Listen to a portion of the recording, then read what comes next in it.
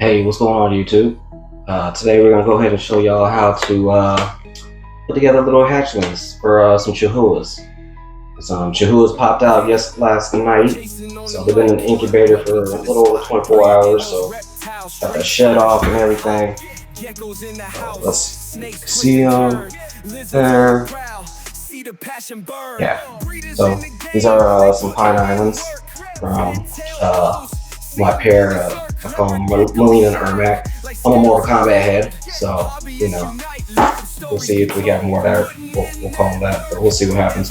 So we're gonna go ahead and put together a couple of little hatchling enclosures. I'm moving away from bins, so during my whole YouTube journey, we're gonna go ahead and start seeing a lot of stuff going about it differently. So we're gonna go ahead and use these little enclosures I got off of Amazon. They're I think between $13 and $16 a piece, depending on when you catch them. I kind of want a deal. I think during Black Friday, I got them for $11 a pop. Super easy, super simple.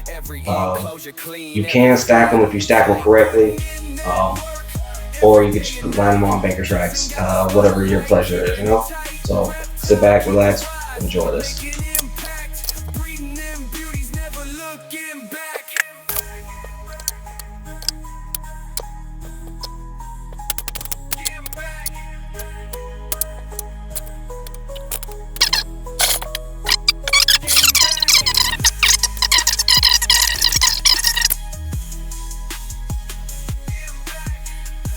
So this is how I keep my adults.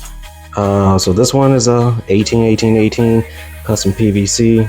Of course, you see you got some cleaning in there, but generally that's what I do. So ball right here in the front. Hopefully that's where they lay their eggs. I think for 2 years in a row she would lay right there, but see, end of last season, beginning of this season, she's been laying right here in the back or right behind this quart tube. So with Chahoua, you never know. I don't do a full bioactive. I do throw in some mealworms or whatever. I don't put the isopods and the springtails, all that stuff, and I'll clean this myself. Usually once a week I'll go in on Sundays, come in, clean everything out, whatever the mealworms don't get. And then I'll go ahead and grab that.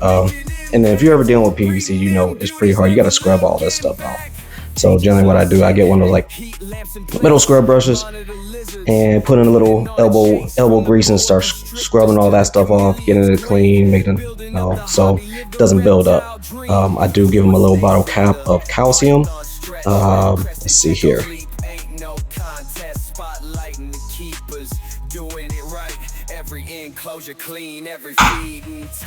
Let's see. I do have UV right there. And generally what I do is a Zoomed 5.0 or Arcadia 6%. And generally that's what I do for that stuff. And like I said, quart tubes, logs, some fake plants. I live in Arizona, so I have to use PVC for most of my tropical stuff just because it's just way too dry here. And I also have a humidifier in the room as well to at least keep me in the high 30s, low 40s. It's a struggle out here in Arizona. But that's just wonderful. I do have another one that I've been working with.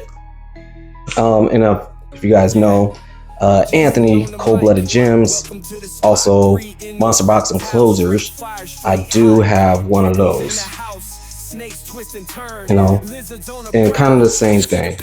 I have some cork down here where they lay, and then a bunch of visual barriers. Because sometimes males get kind of aggressive and want to breed, and sometimes females ain't having it.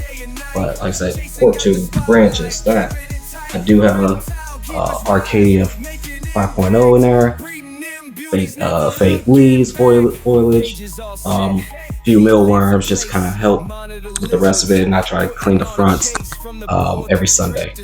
Like I said, this one hasn't really produced yet. She's given me duds already, so hopefully I start getting some more from them.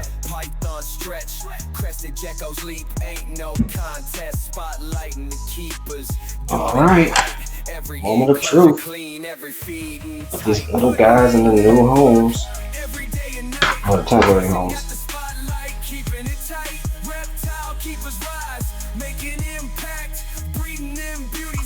They're super chill.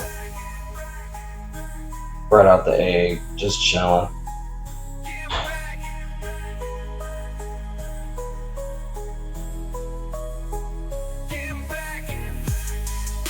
There we go.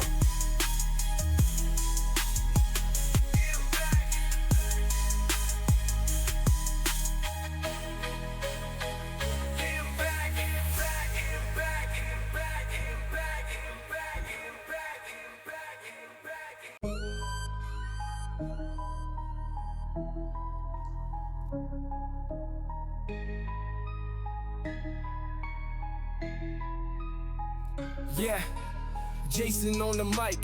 Welcome to the spot. Breeding those reptiles, straight fire, straight hot. Geckos in the house, snakes twist and turn. Lizards on the prowl, see the passion burn. Breeders in the game, they putting in work. Red tail bows, see them go berserk. Leopard geckos shine like scales of gold. Hobbyists unite, let them stories be told. Here's your eggs. Focus. There we go. You see where they bust out from. Right there. Like I said, incubation for them, you know, depending on how you do it. If you just leave it up to your room temp, it can take forever. But for me, I don't really do that. I incubate them at 82 degrees. And generally, it's anywhere from 70 to 90 days. They hatched out in like 79 days. You leave it up to just your room temp. Sometimes it gets over 100 days. Now, from what I've been told is anything over 100 days, you generally don't want to let it go that far. And that was from a person that has hella experience in this game. So, you know, it is what it is. But like I said, got 2 baby Chahowas right here. We'll get them going. You know, I feed Pangea when they first start, when they're really young like this, and then after that I try to move them on to bugs, and then I do Pangea probably like once a week or something like that after they really start getting on bugs. You know, for me, bugs is mental stimulation for them, and it's also a way for them to get their exercise. It's like you don't really get exercise when you're just rolling up to a bowl and just licking it up. You want them to move around so they can be athletic and not have those fat rolls that you be seeing on some of these geckos. Not like I don't see them on Chahoua, but I do see them on some other new cows. But you know, it's all good. Everybody, make sure you have a great day. Please like, share, subscribe, and I hope I can go ahead and put out more videos like this by other different species. Like I said, I keep tons of different species, and hopefully you guys will get to see that and appreciate it, and maybe I can stoke the fire in some of y'all to keep these other rare type geckos that I keep. Other than that, have a great day.